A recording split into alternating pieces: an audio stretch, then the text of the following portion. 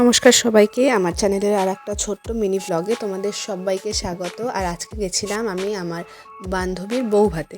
ওখানে গিয়ে দেখলাম ওর ফটো সেশন চলছে, আর তারপরে আমরা বাকি যারা বান্ধবীরা গেছিলো সবাই মিলে একটুখানি ফটো ভিডিও তুলে নিলাম ক্যামেরাতে আর আমাদের ফোনেও। তারপরে চলে গেছিলাম স্টার্টারে ছিল কফি, চাট, চিকেন পকোড়া আর ফুচকা।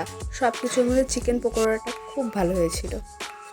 আর চিকেন পকোড়া খাওয়ার পর তারপরে চলে গেছিলাম ফুচকার কাউন্টারে, যেটা বিয়েবাড়িতে না খেলে না হয়ই না আর কি, কিন্তু ফুচকার থেকেও চিকেন পকোড়াটা ভালো ছিল। আর একটা কথা কি, শীতের দিনে ফুচকা রাতের বেলা টক জল দিয়ে অত ভালোও লাগে না, দুপুরে গরমে যতটা ভালো লাগে।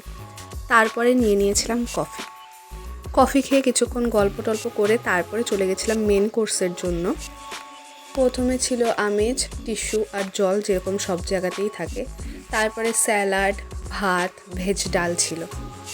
আমি, আমার বর আর সাথে আমার একটা বান্ধবীও বসেছিল।